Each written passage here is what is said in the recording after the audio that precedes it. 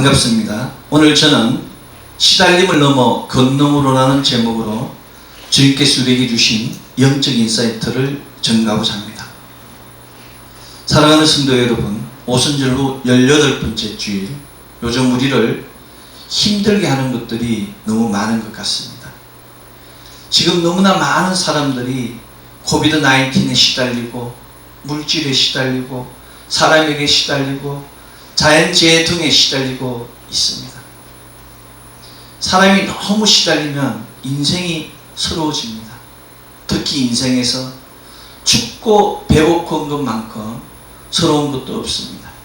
그러나 춥고 배고픈 것보다 더 서러운 것은 머리 둘 곳이 없는 것입니다. 그런데 지금 이 시대가 코비드-19 팬데믹으로 인하여 장사도 못하고 직장도 폐쇄되고 집값은 폭등해서 정말 춥고 배고프고 머리 둘 곳이 없는 지경에까지 온 것 같습니다.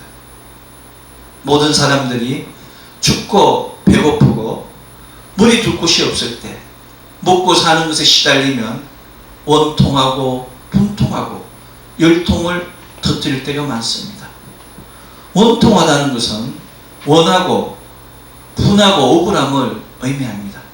사람이 분하면 분통이 생기고 사람이 억울하면 열통이 터집니다. 그래서 원통과 열통과 분통은 같이 갑니다. 그렇다면 지금 여러분은 이 시달림을 넘기 위하여 원통과 분통과 열통을 해결하기 위하여 무엇을 하고 계십니까? 시달린다는 것은 괴로움이나 성가심을 당하는 것을 의미합니다. 그렇다면 누가 사람을 시달리게 하며 원통하고 분통하고 열통나게 하겠습니까? 사람을 시달리게 하며 원통하고 분통하고 열통나게 하는 것은 사단 마귀로부터 오는 것입니다. 그것은 사단 마귀가 사람이 즐거워하고 행복하게 사는 것을 시기하고 질투하기 때문입니다. 사람에 대한 사단 마귀의 시기와 질투는 창세부터 지금까지 계속되고 있습니다.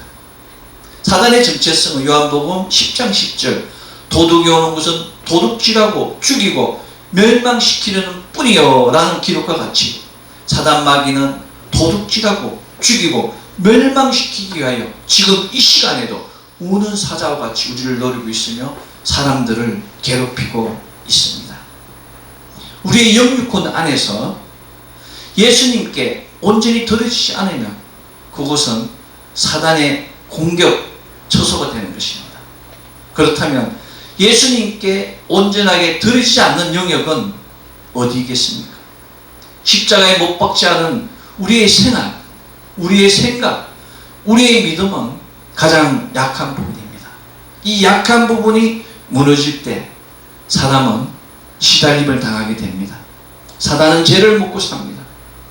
우리의 영육혼 안에 죄의 잔상이 있는 그곳에는 반드시 귀신이 따리를 틀고 있습니다. 귀신이 따리를 틀고 있다는 것은 사단 마귀가 요새를 세워 강력한 진지, 견고한 진을 구축하고 있음을 가리킵니다. 귀신의 따리가 있는 곳에는 바로 시달림을 지시하는 본부가 있는 곳입니다. 귀신의 따리가 있는 곳에는 회개가 아닌 오직 시기와 질투, 원망과 미움만이 있을 뿐입니다. 시기와 질투, 원망과 미움이 바로 시달림을 받는 마음의 상태입니다. 그로 말미암아 그 사람의 혼과 육이 시달림에 묶이게 되는 것입니다. 시달림이 있는 인생은 그 인생길은 너무 길고 너무 멀고 너무 힘들어서 가다가 쉬어도 힘들고 잠깐 길을 벗어나도 힘들고 그 시달림은 결코 해소되지 않습니다. 그럼에도 불구하고 힘들어도 멀어도 길어도 끝까지 가야 할 길이 바로 우리의 인생길입니다.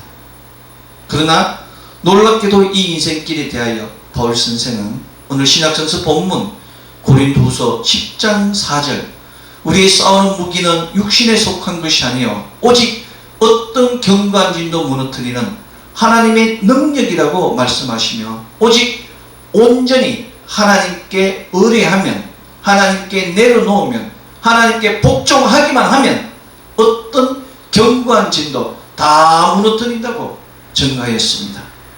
하나님께 온전히 복종한다는 것은 자신의 모든 죄를 고변하고 하나님의 것으로 덧입음을 의미합니다. 바울 선생은 갈라디아서 6장 7절 스스로 속이지 말라. 사람이 무엇이든 심든지 그대로, 무엇으로 심든지 그대로 거두리라고 말씀하시며 깊숙이 숨겨놓아서 겉으로 드러나지 않는 죄를 속이지 말라고 권면하였습니다. 사람의 숨겨놓은 죄가 사단마귀의 요새를 짓는 덜보입니다. 사단마귀 귀신의 본질은 물질적 존재가 아니라 영적 존재입니다. 그럼에도 불구하고 사단마귀 귀신은 물질적 존재 위에서 생활하고 있습니다. 마태복음 12장 43절에서 44절, 더러운 귀신이 사람에게서 나갔을 때에는 물 없는 곳으로 다니며 시기를 구하되 쉴 곳을 얻지 못하고 이에 이르되 내가 나온 집으로 돌아가리라 하며 쉴만한 집을 찾고 있다고 예수님께서 증거하셨습니다. 쉴만한 집이 어디입니까? 사람입니다. 사람의 육체가 사단마귀 귀신의 쉴만한 집이 되는 것입니다. 사단이 좋아하는 쉴만한 집이 바로 인간의 혼적 부분과 육적 본성입니다. 인간의 혼적 부분과 육적 본성은 인간이 십자가에 못 박지 못한 생각과 행위의 영역입니다. 더러운 귀신들은 이러한 인간의 약점을 잘 알고 있기 때문에 인간의 생각을 통하여 드나들며 통로를 확보합니다. 사단은 생각을 통하여 들어옵니다. 상대방의 말을 통하여 사람의 관념과 가치관과 믿음을 변화시키지 않습니까? 예수님께서는 그 더러운 귀신이 와보니 그 집이 비고 청소되어 수리되었거늘 이에 가서 저보다 더 악한 귀신 7을 데리고 들어가서 거하니 그 사람이 나중에 형편이 전보다 더 심하게 되느니라. 이 악한 세대가 또한 이렇게 되리라며 마태복음 12장 44절 45절에서 계속해서 경계의 말씀을 주셨습니다. 마귀의 일을 알아야 합니다. 흑암의 세력들의 정체를 투시할 수 있어야 합니다. 이들과의 영적 싸움에서 승리할 수 있는 필살기를 갖춰야 합니다. 이 필살기가 바로 믿음입니다. 이 필살기, 곧 믿음의 크기가 바로 승패를 결정하는 것입니다. 필살기, 곧 온전한 믿음은 오늘 구약성서 본문 에스겔 11장 19절에서 20절의 말씀, 내가 그들에게 한 마음을 주고 그 속에 새 영을 주며 그 몸에서 돌같은 마음을 제거하고 살처럼 부드러운 마음을 주어 내 율례를 따르며 내 규례를 지켜 행하게 하리니 그들은 내 백성이 되고 나는 그들의 하나님이 되리라는 놀라운 역사를 이루게 하는 것입니다. 먼저 우리의 마음이 한 마음이 되어야 되는 거예요. 돌아보는 그런 마음이 아니라, 비교하는 마음이 아니라 한 마음입니다. 오직 하나님만 바라보고 하나님만 생각하고, 새로운 영은 성령 하나님을 받아야 돼요.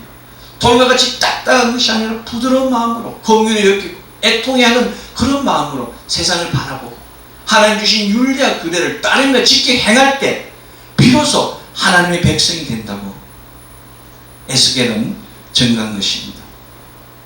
이것은 영적 전쟁에 승리하기 위하여 예수님을 구주로 믿고 고백하는 것을 넘어 그리스도의 형상을 닮아야 되는 것입니다. 그리스도의 형상을 담고 그리스도의 향기를 품고 그리스도의 흔적을 나타낼 때 바로 이러한 역사가 나타나는 것입니다. 그리스도의 형상은 오직 하나님과의 만남의 장소, 곧 예배의 자리에서만 보여집니다.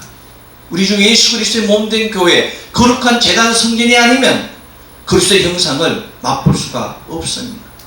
예수님을 믿음의 주로 인정하고 담대히 나아갈 때 그리스도로 말미암아 그리스도 안에서 거룩한 닮음이 주어집니다. 거룩하신 하나님을 예배함으로 거룩함을 덧입고 우리의 삶 속에서, 생활 속에서 하나님의 영광이 나타날 때 비로소 우리에게 주어진 그런 영육혼의 모든 시달림이 변화되게 되는 것입니다. 그리스도의 형상으로, 그리스도의 향기로, 그리스도의 흔적으로 나타나게 되는 것입니다. 이것을 우리는 간정이라고 이야기합니다. 육적 질병 가운데, 불치병 가운데 하나님을 경험하고 치료받은 많은 사람들이 있지 않습니까? 사단에 묶여서 악한 행위를 하다가 하나님의 사람으로 돌아온 많은 사람들이 간증이 있지 않습니까? 그것이 바로 그리스도의 형상이며 그리스도의 향기며 그리스도의 흔적인 것입니다. 그리스도의 형상, 그리스도의 향기, 그리스도의 흔적이 있는 곳은 모든 시달림이 사라지고 오직 그리스도로부터 오는 은혜와 평강만이 넘치게 됨을 믿어야 합니다. 이것이 바로 복음의 힘입니다. 그래서 기쁜 소식이 되는 것입니다. 안타깝게도 예수님께서 다시 오시는 심판의 그날까지 어둠의 공격은 멈춰지지 않습니다. 어둠으로부터 오는 시달림은 결코 멈추지 않고 계속되어집니다. 오직 우리 주 예수 그리스도의 몸된 교회 안에서 예배와 기도로 무장하지 않는 한 영원히 피할 수 없는 것이 바로 사단으로부터 오는 시달림입니다. 어둠과 빛, 세상과 교회의 관계가 온전히 규명되지 않으면 하나님 나라와 교회, 교회와 세상과의 관계에 대한 분명한 이해가 이루어지지 않는 한 그리스도의 형상, 그리스도의 향기, 그리스도의 흔적은 고사하고 어둠의 세력부터 오는 시달림은 계속되어진다는 사실입니다. 그래서 어둠은 교회와 믿는 자를 공격하는 것입니다. 안타깝게도 세상은 예수님은 좋지만 교회는 싫다고 교회를 향하여 샤우팅하고 있습니다. 젊은이들은 신앙을 가져야 한다며 개신교보다 천주교회로 달려가고 있습니다. 더 나아가 대형교회뿐만 아니라 중소교회, 개척교회 목회자들이 멸시받고 외면당하는 것이 작금의 실태입니다. 이들은 모두 이구동성으로 교회를 향하여 가장 기본적인 것을 요구하고 있습니다. 그들은 교회는 투명해야 하며 투명한 재정, 투명한 행정, 검증된 목회자들로 교회가 정화되면 교회에 다닐까 생각해 보고 싶다고 밝히고 있습니다. 그들은 교회에 대한 최소한의 정보가 없음에도 불구하고 이 사회가 요구하는 최소한의 기준을 갖추기를 요구하고 있는 것입니다. 그렇다면 이들이 요구하는 것이 과연 정당한 것이겠습니까? 놀랍게도 이들의 요구는 곧 하나님의 음성과 같습니다. 하나님의 의는 누가 보기에도 언제나 동일하게 적용되어집니다. 하나님의 의는 믿는 자나 믿지 않는 자나 누구나 다 수긍할 수 있는 의가 되어야 합니다. 하나님이 원하시는 교회는 언제나 의로움과 정결함, 투명함 가운데 있어야 합니다. 하나님의 의와 정결함이 임재하는 곳이 바로 교회이며 그곳이 바로 하나님 나라가 되는 것입니다. 어렵지도 정결하지도 투명하지도 않는 교회의 운명은 구원의 처소가 될 수가 없습니다. 어렵지 않는 것은 불의한 것이며 불의한 것은 사단으로부터 오는 것입니다. 정결하지 않는 것은 불결한 것이며 불결한 것은 사단으로부터 오는 것입니다. 투명하지 않는 것은 어둠 가운데 있는 것이며 어둠 가운데 있는 것은 바로 사단의 나라입니다. 교회는 하나님 나라의 표상입니다. 하나님 나라는 언제나 하나님의 거룩한 빛 가운데 있기 때문에 투명할 수밖에 없습니다. 하나님 나라는 우리의 임금 되시는 여호와 치드케드의 하나님, 의의 하나님, 공의의 하나님이 임재하시기 때문에 어려울 수밖에 없습니다. 놀랍게도 예수님께서는 마태복음 6장 33절 너희는 먼저 그의 나라와 그의 의를 구하라. 그리하면 이 모든 것을 너희에게 더하시리라고 선포하셨습니다. 하나님 나라와 의를 구하는 자들이 모인 곳이 바로 교회입니다. 세상 안에서 하나님 나라와 의를 위하여 핍박받고 시달림 받는 자들이 모인 곳이 교회입니다. 사도 바울이 이 교회를 향하여 에베소서 2장 20절에서 22절 너희는 사도들과 선지자들의 터 위에 세우심을 입은 자라. 그리스도 예수께서 친히 모퉁이 돌이 되셨느니라. 그의 안에서 건물마다 연결하여 주 안에서 성전이 되어가고 너희도 성령 안에서 하나님의 거하실 처소가 되기 위하여 예수 안에서 함께 지어져 가느니라고 말씀하셨습니다. 교회는 예수께서 친히 모퉁이 돌이 되신 영적 체계이며 예수 그리스도를 주라고 믿고 고백하는 그 신부들이 서로 연결되어서 성전을 이루어가는 것이며 성령 안에서 우리 하나님이 거하신 처소가 되기 위하여 예수님 안에서 함께 지어져 간다고 선포한 것입니다. 그래서 거룩이 필요합니다. 거룩은 구분됨이고 구별됨입니다. 세상과 구분되고 불의와 구별되고 어둠과 구분되고 이 모든 것들이 바로 하나님 우리에게 바라시는 것입니다. 사도 바울은 그리스도 안에서 부르심 받은 자들을 구성으로 하는 영적 유기체임을 강조했습니다. 따라서 우리는 건물로 비유되는 인격적 영적 연합체인 무형적 교회를 먼저 건축해야 됩니다. 눈에 보이지 않는 우리가 성령의 삼겹줄이 되어 함께 성전을 만들어 가야 되는 것입니다. 우리 모두는 우선적으로 그리스도 안에서 고린도후서 6장 16절 우리는 살아계신 하나님의 성전이라는 그 말씀을 이루어야 합니다. 우리는 사도 바울의 질책의 메시지 고전 6장 19절에서 20절 너희 몸은 너희가 하나님께로부터 받은 바 너희 가운데 계신 성령의 존재를 알지 못하냐 너희는 너희의 것이 아니라 값으로 산 것이 되었으니 그런즉 너희 몸으로 하나님께 영광을 돌려라의 생명의 가이드라인을 명심하여야 합니다. 이 말씀이 바로 성령 하나님께서 우리에게 주는 영혼의 울림이 되어야 합니다. 영적 유기체인 믿음의 사람이 모여서 하나님 나라와 의를 위하여 기도하고 찬양하며 예배 드리는 교회, 바로 그 교회 안에 하나님의 권능 예수 그리스도의 능력이 임하는 것입니다. 그 능력은 이사야 35장 5절 맹인의 눈이 밝고 못 듣는 사람의 귀가 열리고 전언자가 사슴같이 뛰고 말 못하는 자의 혀가 찬양하는 역사가 강야에서 물이 나고 사막에서 시내가 흐르고 뜨거운 사막이 변화해서 원천이 되고 메마른 땅이 원천이 되고 성향이 눕던 곳이 풀과 갈대 부들이 나는 큰 놀라운 역사, 그 길을 거룩한 길이라 일컫으면 되는 그런 놀라운 표적과 이사가 임하게 되는 것입니다. 아멘. 그래서 믿는 자의 그런 걸음이 바로 거룩한 길이 되는 것이며 하늘문을 향한 바로 시온의 대로가 되는 것입니다. 그렇습니다. 하나님 나라가 임재한 곳, 하나님의 놀라운 의가 넘치는 곳, 바로 그곳인 교회는 어둠으로부터 오는 모든 사람들 그 시달림이 사라지고 영영한 구속과 구원의 처소가 되는 것입니다. 오직 구속함을 입은 자들만을 위하여 존재하는 곳이 교회입니다. 교회는 예수 그리스도를 통하여 깨끗함을 입지 않은 자는 거할 수 없으며 우비하는 행위는 그 길을 밟지 못하게 되는 것입니다. 그래서 우리는 예수 그리스도가 필요한 것이며 예수 그리스도의 피가 필요한 것이며 예수 그리스도의 은혜의 말씀이 필요한 거예요. 그래서 우리가 거룩한 예수 그리스도의 아름다운 신부로 변화되게 되는 것입니다. 이 마지막 때 우리는 눈에 보이는 교회 또한 섬기고 가꾸는 믿음이 있어야 됩니다. 교회는 자기 자신을 가꾸고 자기 자신을 섬기듯이 주님의 몸된 교회를 섬겨야 되는 것입니다. 왜냐하면 나 자신이 하나님의 성전이므로 내 안에 임재하신 그 놀라운 어린 양의 보좌, 창조자 하나님의 보좌를 섬기고 가꾸어야 하는 것입니다. 뿐만 아니라 성령 하나님과 영적 일치를 이루어야 합니다. 우리 모두는 예수 그리스도의 몸을 세우는 거룩한 일치를 이루어야 합니다. 우리 모두는 그리스도의 품성을 내 인격 안에 이루어야 합니다. 우리 모두는 내 인격 안에서 역사하시는 성령님과 거룩한 교통을 이루어야 합니다.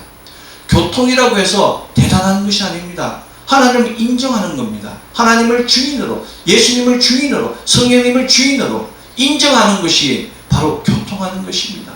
부모와 자녀의 교통이 무엇입니까? 부모가 말씀하시면 자녀는 순종하는 것입니다. 그것이 바로 거룩한 교통이 되는 것입니다. 그것이 바로 교회의 덕을 세우는 것이며 교회를 세우는 것이며 하나님의 나라를 세우는 것입니다. 하나님과 영적 일치를 이루는 사람, 예배를 통한 거룩한 일치가 있는 그곳에 어둠으로부터 오는 모든 시달림은 한 길로 왔다가 일곱 길로 떠나가게 되는 것입니다. 어둠이 교회를 흔들고 있습니다. 예배를 맡고 기도를 맡고 찬양을 맡고 있습니다. 이런 때일수록 더 눈에 보이지 않는 교회뿐만 아니라 눈으로 보여주는 유형교회와의 일치를 이루어야 하는 것입니다. 눈으로 보여주는 유형교회의 조직을, 그 조직과 조화를 이루어서 유형교회 안에서 하나님의 영광과 예수 그리스도의 이름이 나타나게 해야 합니다. 어둠으로부터 오는 시달림이 아니라 위로부터 부어지는 은혜와 평화가 넘치는 하나님 나라와 교회를 향하여 하나님의 거룩한 통치가 나타나게 하여야 되는 것입니다. 이것이 바로 참된 성전입니다. 프레탈 이름과 같이 유형교회 안에 있는 각 지체 개개인이 또 다른 교회가 되어서 연합적 유기체를 이루어야 하는 것입니다. 주님께서 우리에게 하나님 나라를 증거하고 또 전파하라고 명령하셨습니다. 이것은 곧 교회를 세우는 일입니다. 예수 그리스도의 기쁜 소식을 통하여 모든 족속을 제자 삼아 가르쳐 지키게 하는 것이 바로 우리의 소명입니다. 예수 이름을 통하여 귀신을 축축하고 생명의 말씀을 가르쳐 지키게 하며 모든 시달림으로부터 참된 자유를 얻게 하는 것, 그것이 바로 교회를 세우는 일입니다. 가르친 이후에는 그 모두 유기체인 교회 안에서 헌신과 나눈 봉사로 교회를 강건하게 해야 합니다. 하나님 나라에 그 교회를 확장하고 세운 후 강건하게 뿌리 내리게 함이 바로 우리의 미션입니다. 이 미션이 바로 교회의 미션이며 하나님 나라의 확장입니다. 코비드-19으로 인하여 벌써 20개월 이상 모든 교회에 일정이 연기되고 있습니다. 예배가 막히고 기도도 막히고 모임도 해파되고 나눔도 없고 성경 공부도 없고 성도들은 뿔뿔이 흩어지고 있습니다. 그들은 영상으로 예배 드리는데 길들여져 가고 있으며 그들의 믿음은 이제 교회를 향하여 교회를 통하여 뭉치는 것이 아니라 각자의 믿음, 신념, 가치관을 통하여 기호를 통하여 흩어지고 있습니다. 그래서 우리는 기도가 필요한 것이며 그래서 우리는 모임이 필요한 것이며 그래서 우리는 예배가 필요한 것입니다. 오직 우리 주 예수 그리스도만이 우리의 영원한 피난처이며 구주이심을 함께 모여 기도하며 예수 이름으로 기도할 때 어둠으로부터 오는 시달림이 풀어지고 어둠의 시달림을 해파할 수 있습니다. 2000년 전 교회는 아주 작고 보잘것없는 형태로 시작하였습니다. 이 지극히 작고 미비한 시작임에도 불구하고 그곳에 바로 예수 그리스도 이름으로 기도하는 그곳에 불의 역사가, 바람의 역사가 일어난 것입니다. 그곳이 바로 성령님이 임하는 장소가 되었을 때 그곳은 전 세계를 새롭게 변화시키는 태풍의 핵이 되었습니다. 갈릴리 지방의 한 목수에 의해서 전해진 이 놀라운 생명의 비밀은 지금 이 시대에서도 빛도 없이 이름도 없이 뿌려지고 있습니다. 그것은 하늘로부터 내리는 불도 없이 영광의 강체도 없이 산이 무너지거나 하늘이 갈라지는 일도 없이 조용히 초라하게 뿌려지고 있습니다. 빛도 없이 이름도 없이 이 땅에 뿌려진 씨앗은 딱딱한 심령에 의해 거부될 수도 있습니다. 또한 가시밭길, 돌길, 길가 등에 뿌려져 시들거나 이미 죽은 씨앗이 되을 수도 있습니다. 그러나 그 씨앗 안에 하나님 나라가 들어있습니다. 그 씨앗 안에 영원한 생명, 영생의 비밀이 들어있는 것입니다. 하나님 나라는 결코 사라지지 않습니다. 하나님 나라가 들어있는 씨앗은 결코 죽지 않습니다. 그 죽은 것처럼 보이는 씨앗은 교회가 새롭게 변화되고 교회가 새로운 성령으로 충만할 때 거룩한 생명의 기적으로 새롭게 싹을 틔우게 되는 것입니다. 이 죽은 씨앗에 생명을 불어넣는 것이 바로 교회가 할 일입니다. 우리가 할 일입니다. 이 죽은 씨앗이 생명으로 새롭게 변화되게 하는 것이 바로 교회의 지체인 하나님의 성전인 우리가 해야 될 소명입니다. 시편 84편 10절 주의 궁전에서의 한 날이 다른 곳에서의 첫날보다 나은즉 악인의 장막에 사는 것보다 내 하나님의 성전 문지기로 있는 것이 저 써내는 놀라운 역사가 바로 교회 안에서 믿는 자들이 경험하고 전해야 될 메시지인 것입니다. 이것이 바로 하나님 나라와 교회의 비밀입니다.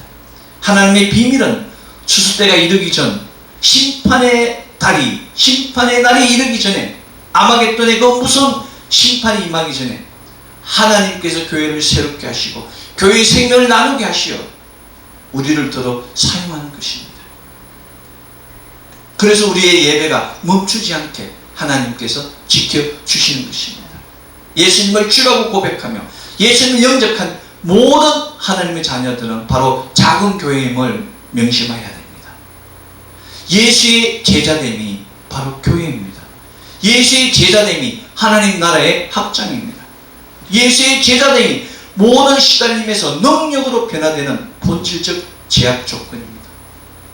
사도행전에서 교회라는 말을 쓰기 전까지는 제자라는 용어로 사용되었음을 기억해야 합니다. 이처럼 하나님의 나라, 하나님의 능력은 예수님의 제자들과 함께 임하는 것입니다. 이처럼 하나님의 나라는 이 땅의 모든 시달림을 다스리는, 시달림 받는 자들을 해방시키는 교회들과 함께 임합니다. 따라서 하나님 나라의 가르침은 하나님의 섭리를 교회 안에서 세상을 향하여 이루어지게 하는 것입니다. 시편 84편 5절 주께 힘을 얻고 그 마음에 시온에 데려가 있는 자는 복이 있나냐의 말씀이 성취되는 곳이 바로 교회인 것입니다. 지금 이 시간 우리 주 예수 그리스도를 통하여 우리 주 예수 그리스도를 믿는 겨자씨많은 믿음, 성령님의 감화 감동을 통하여 영육혼의 모든 시달림이 사라지고 실패와 재앙과 질병의 모든 환난들을 다스리고 하나님 나라를 견고히 세워가는 놀라운 역사가 차고 넘치기를 소망합니다. 아멘. 아멘. 그렇다면 지금 여러분은 어둠의 세력이 왜 온다고 생각하십니까? 어둠의 세력이 오는 것은 우리의 영혼을 도적질하고 우리의 영혼을 죽이고 우리의 영혼을 멸망시키기 위함입니다. 그러나 그리스도께서 오시면 양으로 생명을 얻게 하고 더 풍성하게 얻게 하려 하십니다. 이것은 예수님께서 말씀하셨습니다. 나는 선한 목자라. 선한 목자는 양들을 위하여 목숨을 버린다고 요한복음 10장 11절에서 분명하게 선포하셨습니다. 이것이 바로 예수님께서 이 땅에 오신 목적입니다. 하나님께서는 예수님께서 이 땅에 오시기 700년 전에 대선지자 이사야를 통하여 그가 찔림은 우리의 허물로 임하며 그가 상함은 우리의 죄악으로 임합니다. 그가 징계를 받음으로 우리가 평안을 누리고 그가 채찍에 맞음으로 우리가 나음을 입었도다. 우리는 다 양 같아서 그릇 행하여 각기 제 길로 갔거늘 여호와께서는 우리의 죄악을 그에게 담당시키셨다고 이사야 53장 5절에서 6절의 말씀에서 예언하게 하셨습니다. 구약시대뿐만 아니라 신약시대에도 하나님께서는 세리 마태를 통하여 마태복음 8장 17절 이는 선지자 이사야로 하신 말씀을 우리 연약한 것을 친히 담당하게 하시고 병을 짊어지셨다함을 이루려 하심이라고 선포하시며 우리의 영원한 대속주 되시는 예수 그리스도를 증거하셨습니다. 사도들의 머리 되는 베드로 사도 역시 베드로전서 2장 24절에서 25절 전에 친히 나무에 달려 그 몸으로 우리 죄를 담당하셨나니 이는 우리로 죄에 대하여 죽고 의에 대하여 살게 하려 하십니다. 저가 채찍에 맞음으로 너희가 나음을 얻었나니 너희가 전에는 양과 같이 길을 잃었더니 이제는 너희 영혼의 목자와 감독 되신 이에게 돌아왔느니라고 고백하며 예수께서 우리의 연약함을 담당하시고 그가 채찍에 맞음으로 우리가 나음을 입었다고 전가하고 있습니다. 이것이 바로 믿음입니다. 우리에게는 바로 이 확고한 믿음이 필요합니다. 이 확고한 믿음이 어둠의 세력부터 오는 그 모든 시달림을 떠나가게 하는 것입니다. 이 확고한 믿음이 우리 주 예수 그리스도의 피 묻은 손이 우리의 영육혼을 만져주게 하시고 우리의 모든 시달림이 평화로 변화되는 것을 경험하게 하는 것입니다. 대부분의 사람은 삶에 시달릴 때 교회를 떠납니다. 이것이 바로 마귀의 술수입니다. 힘들고 어려울수록 교회 와서 예배를 드려야 되는데 힘들고 어려울수록 교회를 떠나는 것입니다. 삶의 시달림이 심할수록 더 하나님을 인정하고 하나님께 소망을 두어야 함에도 불구하고 마귀는 떠나라고 이야기하는 것입니다. 시편 18편 1절 나의 힘이 되신 여호와여 내가 주를 사랑하나이다. 주님만이 나의 힘임을 고백하는 자가 되어야 됩니다. 18편 2절 여호와는 나의 반석이요 나의 요새시요 나를 건지시는 자요 나의 하나님이시요 나의 피할 바이시요 나의 방패시요 나의 구원의 뿌리시며 나의 산성이다의 고백이 더 나와야 되는데 불구하고 그들은 떠나가야 되는 것입니다. 어렵고 힘들수록 하나님을 인정하고 하나님께 자신의 짐을 내려놓으십시오. 수고하고 짐진 자들아 다 내게로 오라. 내가 너희를 쉬게 하리라. 내 짐은 쉽고 가볍다고. 내가 너에게 참 평안을 주겠다고, 참된 힘을 주겠다고 예수님이 말씀하셨습니다. 너는 범사에 그를 인정하라. 그냥 내 길을 지도하시라. 잠언 3장 6절의 말씀입니다. 너의 행사를 여호와께 맡기라. 그리하면 너의 경영하는 것이 이루리라. 의 말씀. 잠언 16장 3절의 말씀이 바로 우리의 확고한 믿음이 되어야 됩니다. 확고한 믿음의 사람, 그리스도를 주라고 시인하고 따르는 믿음의 사람 모두가 하나님의 백성이며 새로운 기약의 백성입니다. 그리스도를 주라고 시인하고 따르는 믿음의 사람 모두는 요한복음 15장 14절 너희가 나의 명하는 대로 행하면 곧 나의 친구라는 말씀과 같이 예수 그리스도의 친구가 되는 것이며 그리스도의 온전한 신부가 되는 것이며 하나님의 헵시바와 뿔라가 되는 것입니다. 그리스도의 친구에게는 그리스도의 신부에게는 오늘 구약에서 본문 에스겔 11장 19절 한 마음을 주시고 일치한 마음을 주시고 새 영을 부어주시고 굳은 마음을 제하고 부드러운 마음을 주셔서 새로운 피조물로 변화하게 하는 것입니다. 그리스도 안에 있으면 고린도서 5장 17절의 말씀과 같이 누구든지 새로운 피조물이 되며 옛사람은 떠나고 옛태는 벗겨지고 새 것으로 거듭나게 됩니다. 어둠이 아닌 빛 안에 있는 그리스도의 친구, 그리스도의 신부는 눈에는 아무 증거 안 보이고 귀에는 아무 소리 안 들리고 손에는 잡히는 거 없어도 모든 사람이 불가능하다고 외쳐도 고린도서 10장 4절 우리의 싸우는 무기는 육신에 속한 것이 아니요 오직 견고한 진도 무너뜨리는 하나님의 능력이라는 오늘 신약성서 본문의 말씀과 같이 하나님의 능력으로 모든 견고한 진 모든 시장을 파쇄하고 하나님의 영광을 하나님의 성원을 나타내며 나아가는 것입니다. 이것은 성령 하나님께서 우리 믿음의 사람을 동행하시고 인도하여 주시기 때문입니다. 사랑하는 성도 여러분, 여러 가지 환난이나 시험이나 고난이 주는 시달림이 힘들게 할지라도 흔들리거나 포기하지 마십시오. 예수 피, 예수 이름, 예수 십자가를 통하여 시달림을 넘어 하나님의 권능을 얻는 놀라운 역사를 이루십시오.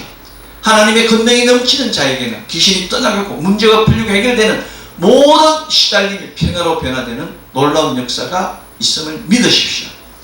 바울 선생은 고린도전서 4장 2절 맡은 자에게 구할 것은 충성이라의 말씀으로 충성하여 주님을 기쁘시게 하고 승리하는 자가 되라고 권면하셨습니다. 사랑하는 성도 여러분, 혼자서는 안 됩니다.